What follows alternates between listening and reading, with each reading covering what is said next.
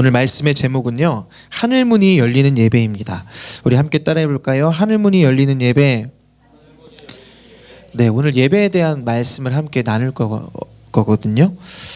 여러분, 하나님이 인간을 창조하신 목적이 뭐라고 생각하십니까? 하나님이 인간을 창조하신 목적. 하나님이 인간을 창조하신 목적은 바로 하나님을 예배하게 하기 위해서 우리 인간을 창조하셨습니다. 그게 우리 인생의 목적인 거죠. 창조주이신 그 창조주 하나님께서 인간을 만드셨을 때 하나님을 예배하도록 만드셨다라는 것이죠. 여러분, 그렇다면 창조주의 목적에 맞는 인생을 살고 계십니까? 여러분, 창조주의 목적에 맞는 인생을 살고 계세요? 만약에 우리가 하나님을 예배하는 그러한 인생을 살고 있다면 창조주의 목적에 맞는 인생을 잘 사는 거고요. 하나님이 아닌 세상을 예배하고 있다면 창조주의 목적에 벗어난 삶을 살고 있는 거죠. 우리가 예배를 하나님께 예배를 한다 안 한다, 우리는 예배를 할 수밖에 없는 존재거든요. 그런데 여기서 예배는요, 주일날 이렇게 드리는 예배만을 이야기하는 것이 아닙니다. 여러분, 예배가 뭔가요? 예배는 우리가 마음에 품고 소망하고 그것을 추구하고 바라는 것이 예배거든요. 우리가 늘 그것을 마음에 담고 그것을 향해서 우리의 마음을 쏟아놓을 때 그것이 예배인 거예요. 결국 하나님께서 우리를 창조하신 목적은 하나님을 우리의 마음에 담고 우리가 하나님을 추구하고 하나님을 소망하고 하나님을 구하도록, 그렇게 하나님과 교제하도록 하기 위해서 우리 인간을 만드셨다라는 얘기죠. 여러분, 그게 하나님의 창조의 목적인데요. 라면을 끓일 때 갑자기 라면 얘기해서 배고프세요? 라면을 끓일 때 가장 맛있게 끓이는 방법이 뭘까요? 계란 넣고 파 넣고 그런 건가요? 가장 맛있게 끓이는 방법은요, 여러분 잘 아시는 것처럼 조리법대로 끓이는 거예요. 이 라면을 만든 사람들이 그냥 만들었겠습니까? 엄청 연구했겠죠.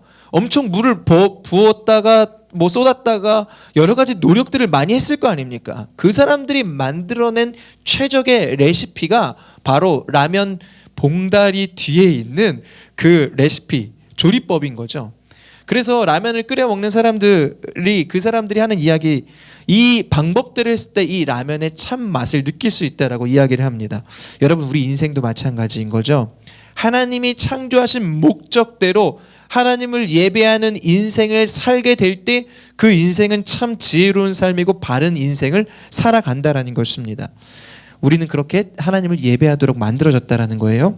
여러분, 그렇다면 하나님을 예배하도록 지음받은 우리가 하나님을 예배할 때 어떻게 예배해야 될까? 여러분, 우리가 하나님 어떻게 예배해야 될까요? 오늘 말씀을 통해서 우리가 하나님을 어떻게 예배해야 되는지에 대한 말씀을 함께 좀 나눠보도록 하겠습니다. 오늘 본문은 사도 요한이 성령의 감동으로 본 환상의 내용이에요. 여러분, 오늘 본문 읽었을 때 이 내용들이 한 번에 다 이해가 되셨어요? 여러 가지 내용들이 있다 보니까 이게 내용이 딱 봤을 때 눈에 들어오는 그러한 어떤 스토리가 있는 그러한 성경의 내용은 아닙니다. 그런데 오늘 이 본문의 내용을 한마디로 요약하자면 천상에서 예배가 드려지고 있었고요. 사도 요한이 환상 중에 하늘에서 드려지는 그 예배의 장면을 목격한 거예요. 그가 딱 봤는데 하늘문이 열리고 그 하늘문 사이로 딱 보니까 여러분 손 한번 들어보세요. 오른손 한번 들어보세요. 오른손 이렇게 검지를 한번 펴보시겠습니까? 동심원을 크게 한번 그려보십시오. 동심원을 크게 한번 그려보세요. 기사형제 이렇게 그리는 게 아니고요, 이렇게 그리시라고요. 지금 저한테 안 된다, 못 그린다 이런 거 하는 거예요? 이렇게 그리세요. 이렇게 말고 이렇게 그리셨죠. 이 동심원을 동심원을 그린 그 중앙에 누가 계셨냐면은, 내리세요 이제. 중앙에 누가 계셨냐면은 하늘 보좌, 하나님이 앉아 계신 하늘 보좌가 있었어요. 그리고 그 동심원의 중앙 옆에 조그만 원들을 24개를 한번 그려보시겠습니까? 24개를 빨리 그려보세요. 빨리 24개 빨리 그려보세요. 기사형제는 이렇게 그리세요. 원을 이렇게. 자, 그 24개의 그 보좌는요, 거기에 그 24장로라고 되어 있는데 수많은 생물들이 있었어요. 그리고 그 생물들이 거기에 있는 모든 그 보좌를 둘러싸고 있는 것들이 다 하나님을 향해서 찬양하고 경배하고 있다라는 내용이 오늘 본문 사도 요한이 본 환상의 내용입니다. 그런데 여러분, 오늘 말씀에 유독 많이 등장하는 단어가 있습니다. 뭔가요? 유독 많이 등장하는 단어. 성경을 읽으셨으면 이 정도는 아실 거예요. 한글 못 읽는 거 아니시죠? 뭔가요? 오늘 말씀에 가장 많이 등장하는 한번 찾아보세요. 월보를 보시고. 예, 정답. 예, 오늘 성경에 가장 많이 등장하는 단어는요, 보좌예요. 보좌. 여러분, 이 보좌가 뭔가요? 보좌가 뭔가요? 보좌는요, 왕이 앉은 자리를 이야기합니다. 그런데 이 보좌에 대해서 오늘 3절부터 8절까지 3절부터 8절까지 이 보좌에 대한 내용이 계속해서 나오거든요. 왜 이 보좌에 대한 내용이 이렇게 3절부터 8절까지 많이 나오게 되는 걸까요? 이것은 과연 무엇을 이야기하고 싶은 걸까? 여러분, 이렇게 보좌가 많이 기록된 이유는요, 무엇인가를 강조하기 위해서예요. 무엇을 강조하기 위해서일까? 보좌에 앉으신 그분이 어떤 분인지를 강조하기 위해서입니다. 여러분, 이미 보좌라는 말 자체가 특별한 거 아닌가요? 여러분이 앉아 있는 자리가 보좌인가요? 여러분이 앉은 자리는 그냥 의자예요. 왜냐하면 아무나 앉을 수 있으니까. 여러분, 그런데요, 보좌는 누가 앉습니까? 왕만이 앉을 수 있어요. 여러분이 앉을 수 있어요? 없어요. 왕만이 앉을 수 있는 자리가 보좌라는 거예요. 이미 보좌라고 부른다는 것 자체가, 그 보좌 자체가 이미 높임을 받는 거죠. 이미 권력과 힘이 있다라는 그렇게 왕만이 앉을 그 권력과 위엄을 나타내는 그러한 단어 자체가 바로 이 보좌라는 거예요. 그런데 오늘 이 성경에 보니까 3절부터 8절까지 이 보좌 주변에 있는 것들, 그리고 그 보좌에 앉으신 분이 어떤 분인지를 직접적으로 묘사하는 것이 아니라, 이분은 어떤 분이야라고 이렇게 말씀에 기록된 것이 아니라, 그 보좌에 있는 것들을 통해서 그분이 어떤 분인지가 기록되어 있습니다. 그래서 우리가 3절부터 8절까지 이렇게 한번 좀 살펴볼 건데요. 먼저 3절을 보면 이렇게 기록되어 있어요. 보좌에 앉으신 하나님의 모습을 표현하는데 뭐라고 표현하냐면, 벽옥과 홍보석과 같고 무지개가 보좌를 둘렀는데 그 모양이 녹보석과 같다라고 표현하고 있거든요. 무슨 말입니까? 막 무슨 보석이 나와요. 녹보석, 홍보석. 여러분, 이 보석이 뜻하는 여러 가지 의미들이 있어요. 그런데 오늘 사도 요한이 이렇게 기록했잖아요. 이게 뭐 어떤 의미를 여러 가지 다양한 해석들이 있지만, 사도 요한은 이것을 통해서 결국 무엇을 이야기하고 싶었냐면 하나님의 영광을 표현하고 싶었어요. 하나님은 이렇게 영광스러운 분이다. 하나님은 이렇게 정말 그 보좌에 앉으신 분은 이렇게 보석과 같은 영광스러운 빛나시는 분이다라는 것을 표현하고 싶었습니다. 그리고 거기에 무지개가 나옵니다. 여러분, 무지개는요, 성경 어디에 나옵니까? 어디에 처음 나오죠? 무지개는? 퀴어 축제할 때? 성경 어디에 나오나요? 노아의 홍수 사건 이후에 하나님께서 더 이상 심판하지 않겠다라는 그 언약의 징표가 바로 무지개잖아요. 그러니까 오늘도 이 무지개가 나오는 이유는, 무지개 또한 하나님의 영광을 상징함과 동시에 오늘 그 사도 요한이 봤던 이 환상의 예배, 이 환상 중에 봤던 천상의 예배를 내가 반드시 성취하겠다라는 하나님의 신실하심을 나타내는 그 도구가 바로 이 무지개인 것입니다. 그래서 이 3절에는요, 하나님의 영광과 하나님의 신실하심을 나타내고 있고요.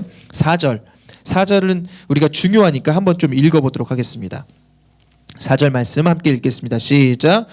또 보좌 둘레에는 24개의 보좌가 있고 그 보좌에는 24명의 장로가 흰옷을 입고 머리에 근 면류관을 쓰고 앉아 있었습니다. 아멘. 여러분, 하나님의 보좌에 둘려 24보좌들이 있다라는 거예요. 여러분, 아까 그렸던 그 24개의 보좌를 한번 다시 동심원을 한번 떠올려 보십시오.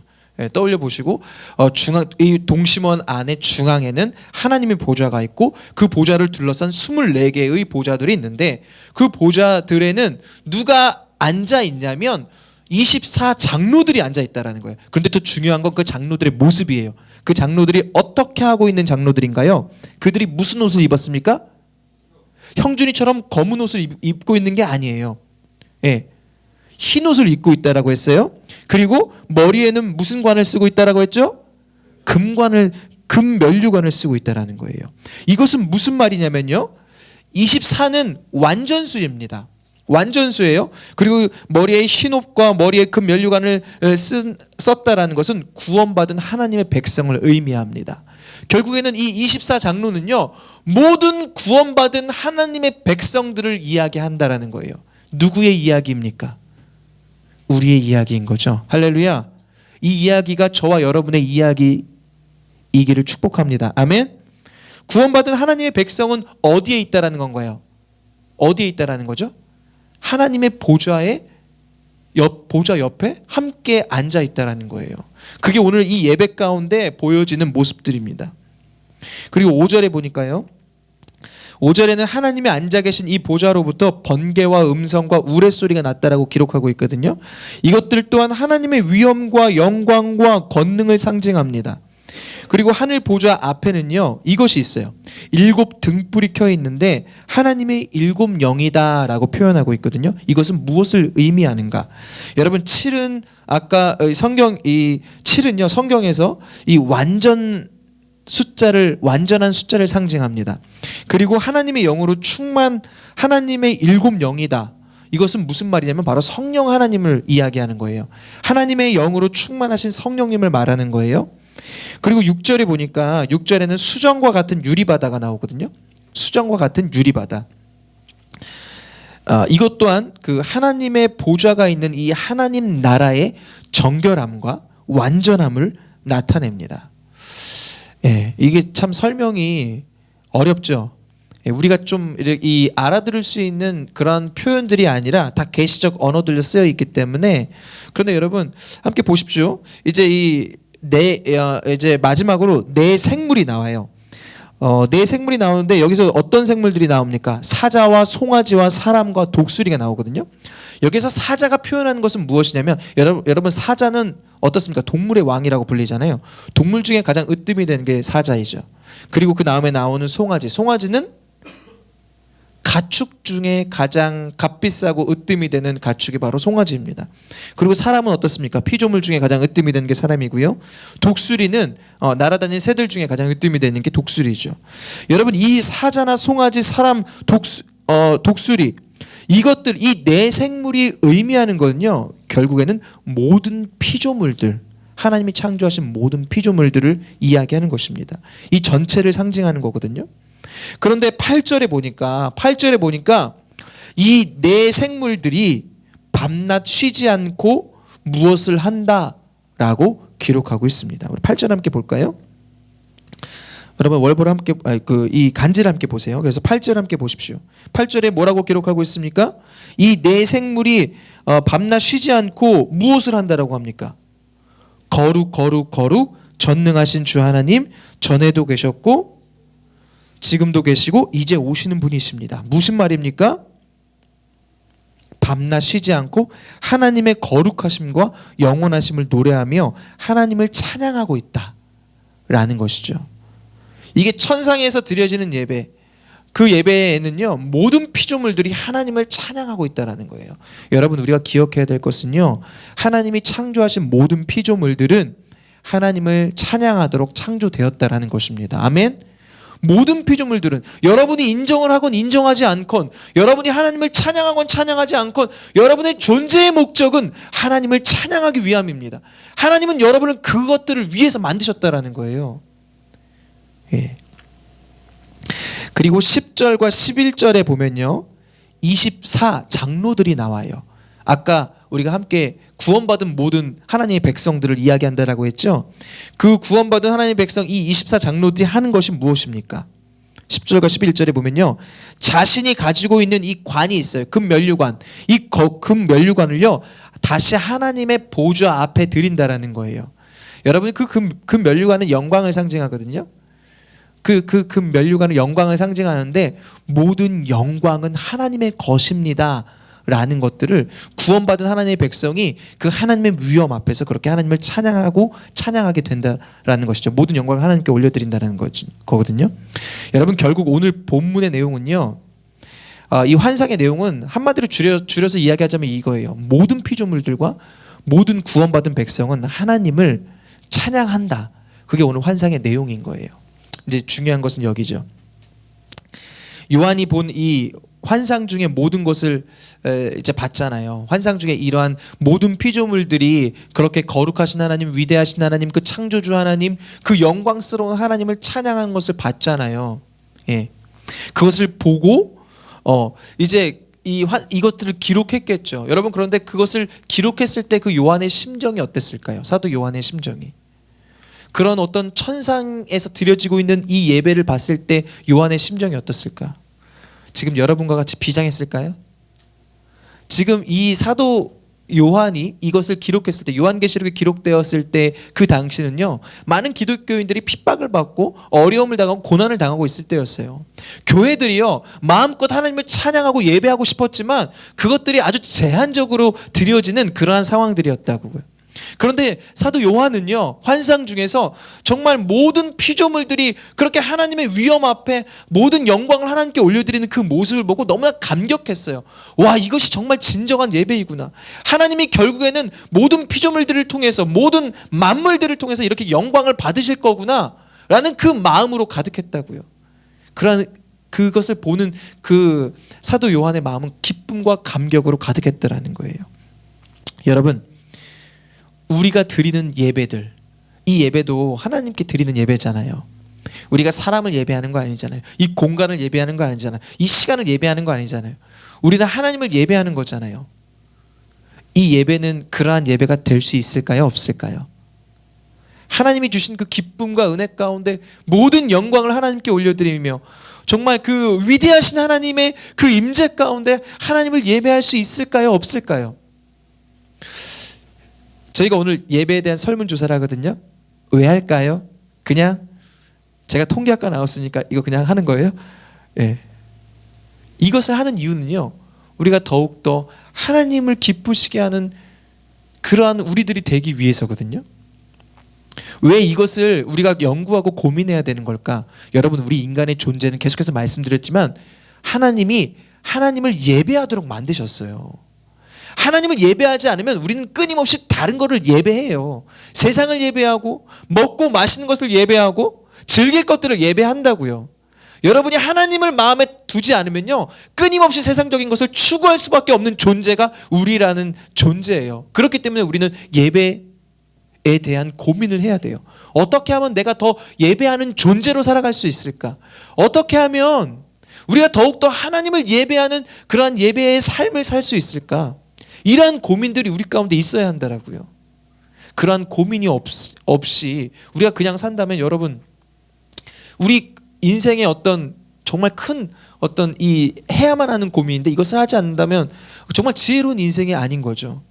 여러분, 우리가요, 우리 자신을 업그레이드 하려고, 우리 인생을 업그레이드 하려고 여러분 많이 자기 개발서도 읽고 책도 읽고 공부도 많이 하잖아요. 가장 우리가 공부해야 될 것은 바로 우리 인생이 어떻게 하나님을 예배하는 인생이 될까예요. 그래서 정말 하나님이 만드신 그 존재의 목적에 맞는 삶을 살게 될 때 그 인생이 가장 지혜로운 삶이고 하나님을 정말 영화롭게 하는 삶인 거예요. 여러분, 그렇다면 오늘 이 사도 요한이 봤잖아요. 그 모든 피조물들은 하나님의 그 영광 앞에, 위엄 앞에 그렇게 정말 온전한 예배를 드렸거든요. 그들은 어떻게 그렇게 하나님을 예배할 수 있었을까요? 어떻게 하나님을 예배할 수 있었을까? 우리도 이렇게 온전한 예배를 하기 위해서는 어떻게 해야 될까? 여러분, 그들이 하나님께 그렇게 온전한 예배를 드릴 수 있었던 이유는요, 하나님의 보좌 앞에 있었기 때문입니다. 우리 함께 따라해 볼까요? 하나님의 보좌 앞에 있었기 때문입니다. 그들은 하나님의 보좌 앞에 있었기 때문에 하나님을 봤어요. 하나님을 봤을까요? 못 봤을까요? 하나님을 봤어요. 그 위대하신 하나님을 봤다고요. 그분을 보니까 그분을 알게 된 거예요. 이분은 정말 찬양을 받으셔야만 하는 분이구나. 이분은 정말 영광스러우신 분이구나. 이분은 모든 영광의 주체가 되시는 분이시구나 라는 것들을 알았다고요. 그렇게 알게 되니까 그분을 향한 경외감이 그냥 절로 나오는 거예요. 그분을 예배할 수밖에 없는 거예요. 여러분, 중요한 것은 이거죠. 하나님을 아는 것. 하나님을 아는 것. 그분을 알게 될 때 우리는 온전한 마음으로 주님을 예배하게 된다는 것이죠. 여러분, 그렇다면 우리가 하나님을 알기 위해서는 어떻게 해야 합니까? 여러분, 하나님을 알기 위해서는 어떻게 해야 되죠? 하나님이요, 우리에게 자기 자신을 계시하신 미디어가 바로 성경입니다. 우리는 말씀 앞으로 나아가야 돼요. 그리고 그 말씀을 통해서 하나님을 알아야 합니다. 우리가 그 하나님을 알게 될 때 우리는 하나님을 더욱더 온전히 예배할 수 있게 되는 거예요. 여러분, 말씀을 읽고 묵상하고 말씀을 통해 더욱더 하나님을 알아가시게 되기를 축복합니다. 아멘. 그런데 여러분, 말씀을 읽을 때에는 노력이 필요하죠. 여러분의 어떤 그 헌신과 수고가 필요하죠. 그런데요, 이것을 그냥 하나님을 그냥 알기 위한, 지식적으로 알기 위해서 말씀을 읽으면 안 돼요. 그 알미라는 것은요, 여러분 그 연애 해보셨죠? 예, 지금은 비록 안 하고 있다 할지라도 해보셨잖아요. 옛날 기억 빨리 끌어올려 보세요. 빨리 끌어올려 보시면 그 사랑하는 사람들끼리는요, 상대방이 무엇을 좋아하고 무엇을 싫어하고 뭐에 관심을 갖고 있는지에 대해서 알고 있거든요. 근데 그것을 알 때 지식적으로 그냥 알기 위함인가요? 그냥 내가 단지 그것을 지식적으로 쌓기 위함인가? 그렇지 않아요. 그 상대방을 그런 상대방에 대한 이 지식은요, 지식을 위한 지식이 아니라는 거예요. 더 사랑하기 위한 지식인 거죠. 더 사랑하기 위한, 이 사람에 대해서 더 알고 싶은 그 마음을 통해서 그 사람에 대한 정보를 더 많이 습득하게 되는 거죠. 여러분, 우리가 말씀을 읽는 것도 이러한 원리예요. 말씀을 읽을 때요, 우리가 말씀 앞에 나아갈 때요, 그냥 하나님을 알아야겠다라는 그 지식을 쌓기 위함이 아니라 하나님을 더 사랑하기 위한, 하나님을 더욱더 온전히 예배하기 위한 알미 되어야 합니다. 아멘? 예. 우리가 말씀을 읽을 때 그렇게 말씀을 읽어야 된다는 거예요. 여러분, 그렇다면 우리가 말씀을 볼 때 그냥 무작정 막 읽으면 될까? 그렇지 않아요. 오늘 요한이 본 환상은요, 2절에 보면은 이렇게 기록되어 있죠. 성령의 감동으로 이루어진 일들이에요. 우리 함께 따라해 볼까요? 성령의 감동.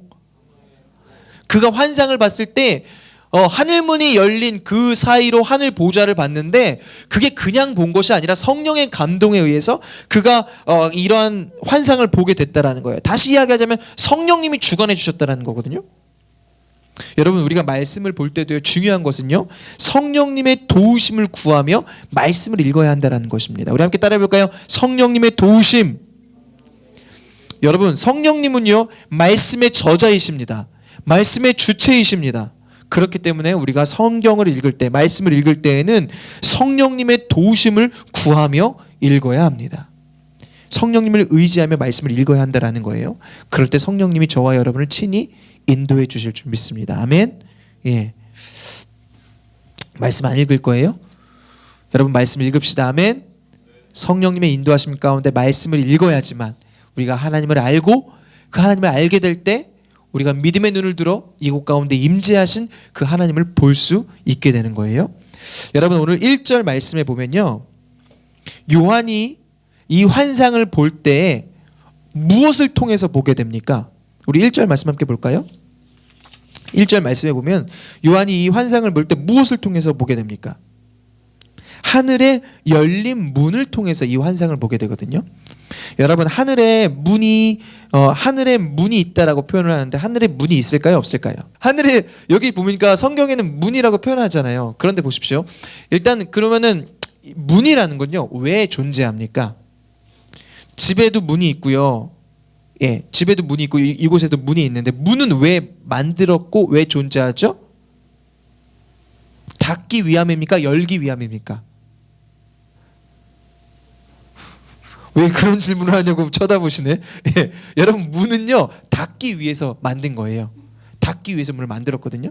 그런데 오늘 성경을 보니까 이 문에 대해서 이야기하고 있는데, 하늘이 열린 문에 대해서 이야기하고 있는데, 이것을 우리가 조금 더 폭넓게 이해하기 위해서 창세기 28장을 잠깐 좀 함께 설명을 드리도록 하겠습니다. 창세기 28장에는 야곱이 형 에서를 피해서요 외삼촌 라반의 집으로 가는 장면이 나오거든요. 다 아시죠? 예. 안다고 하세요? 고개 한번 끄덕여 보세요. 예. 그 야곱이요 형 에서를 피해서 외삼촌의 집인 라반의 집으로 막 도망을 가요. 도망을 가는데 그때 그가 이제 밤이 돼갖고 어느 낯선 곳에서 잠을 자게 됩니다. 잠을 자는데 그가 잠을 자다가 꿈속에서 무엇을 보냐면은 땅에서부터 하늘까지 연결된 사닥다리를 봐요. 그리고 그 사닥다리에는 천사들이 오르락 내리락 하는 것을 봅니다. 천사들이 오르락 내리락 하는 걸 보고 그때 그가 그 꿈 가운데 하나님의 말씀을, 하나님의 음성을 듣게 되거든요. 그때 하나님이 이렇게 말씀하시죠. 나는 내 하나님이다. 나는 내 하나님이다. 그리고 야곱에게 약속을 하세요. 내가 너를 통해서 이러한 일들을 할 것이다. 그리고 그를 축복하십니다. 여러분, 그러한 꿈을 꾸고 나서 그가 이렇게 이야기를 하거든요. 그가 꿈을 꾸고 나서 깼어요. 꿈을 꾸고 난 다음에 깼는데, 깨고 난 다음에 그가 이렇게 이야기해요. 창세기 28장 16절에서 17절입니다. 우리 함께 읽어볼 건데요. 제가 16절, 여러분이 17절 이렇게 읽을게요. 야곱이 잠에서 깨어나 말했습니다. 참으로 이곳은 여호와께서 계신 곳인데 내가 몰랐구나.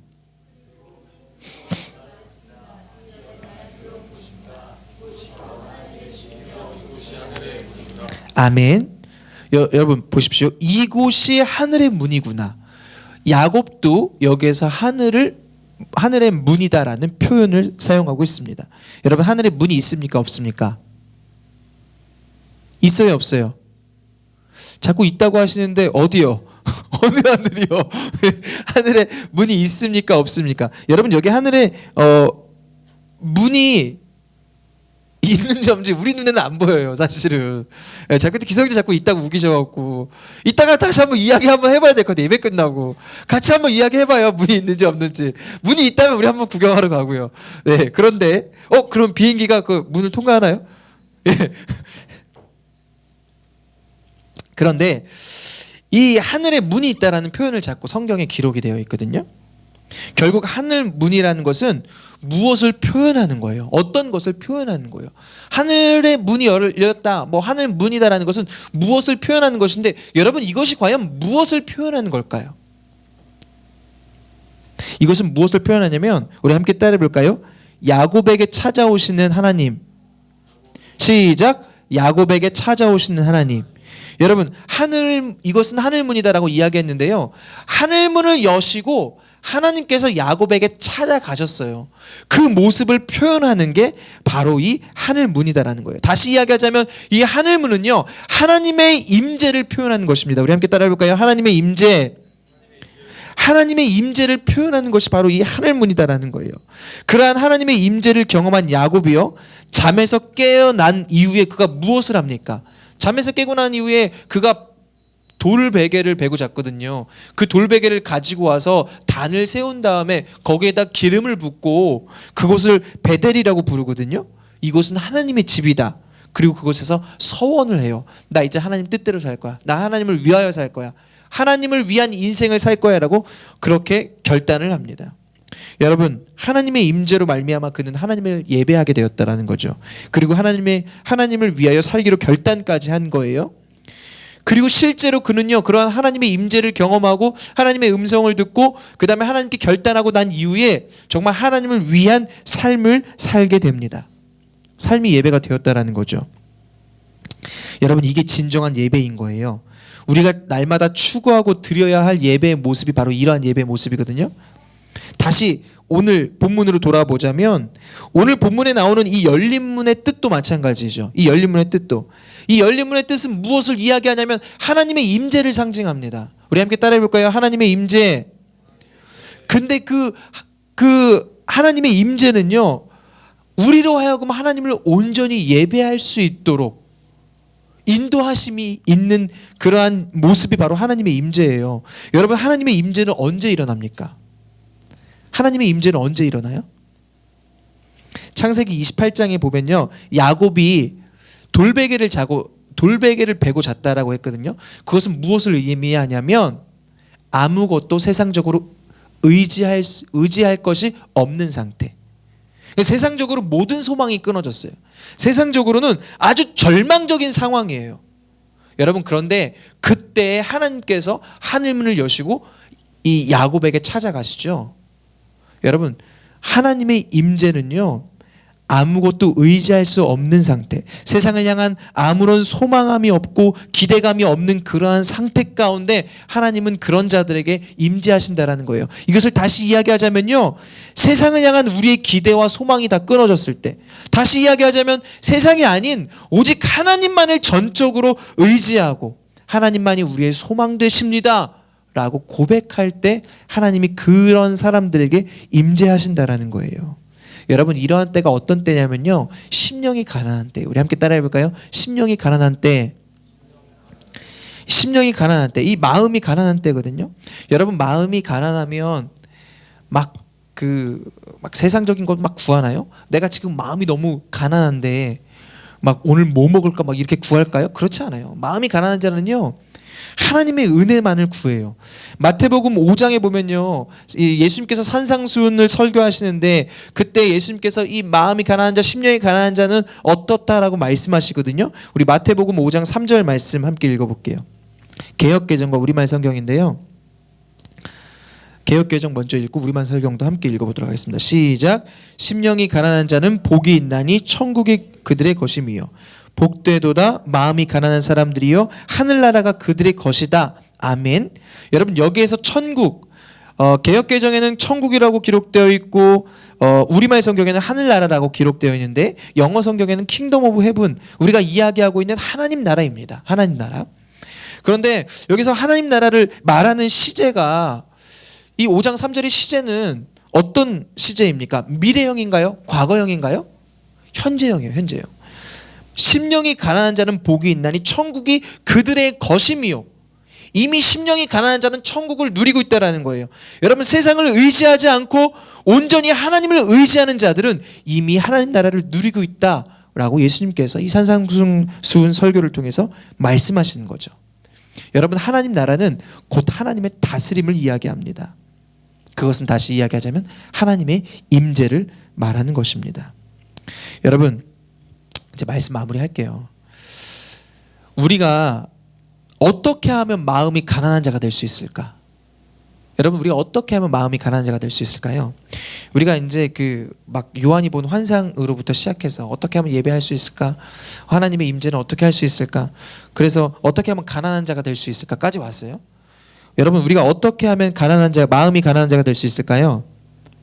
여러분, 말씀 앞에 나아갈 때 우리는 마음이 가난한 자가 될 수 있습니다. 말씀을 통해서만 우리가 가난한 존재가 될 수 있어요.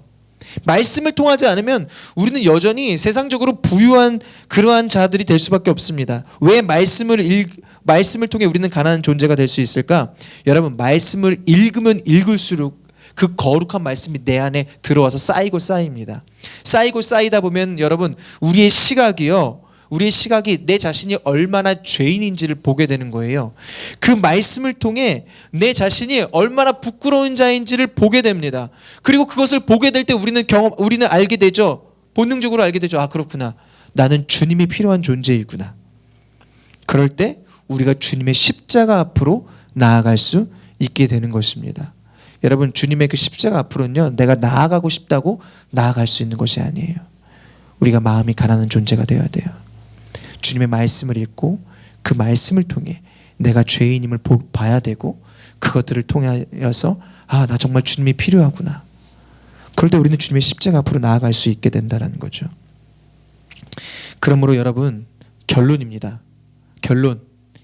우리는 이 예배를 드릴 때 어떠한 마음으로 하나님을 예배해야 됩니까? 가난한 마음으로 하나님을 예배해야 된다는 거예요. 함께 따라해 볼까요? 가난한 마음. 예, 이거 하려고 지금까지 왔어요. 가난한 마음. 돌아왔는데 가난한 마음으로 하나님 예배해야 된다고요. 가난한 자는 복되도다. 하나님 나라를 이미 그들이 누리고 있다. 하나님의 임재를 소망하고 세상의 소망을 두고 예배하는 것이 아니라 오직 하나님만이 우리의 소망이십니다라고 예배할 때 그때 하나님이 우리 가운데 임재하시고 우리가 하나님을 온전히 예배하는 예배적 존재로서의 삶을 살게 된다라는 것입니다. 여러분, 하나님의 임재가 있는 예배는요, 치유가 있고 회복이 있어요. 그리고 하나님의 임재가 있는 예배는요, 생명이 다시 살아나는 기적이 일어납니다. 우리가 주님의 임재가 있는 예배를 갈망하며 소망하며 나아갈 때 우리의 예배를 통해서 저와 여러분의 영이 살아나게 되시기를 축복합니다. 우리의 비전이 살아나고 우리의 소명이 살아나고 또 우리의 주님을 향한 우리의 열정이 살아나고 우리의 사명이 다시 살아나서 우리의 마음이 다시 살아나서 정말 하나님을 향한 그 예배를 통하여서 그 생명력이 우리들을 통해 이 땅 가운데 계속해서 충만하게 흘러가게 되기를 예수님의 이름으로 간절히 축복합니다. 그러한 우리 살아있는 교회 모든 성도님들 되시기를 간절히 소망합니다. 아멘.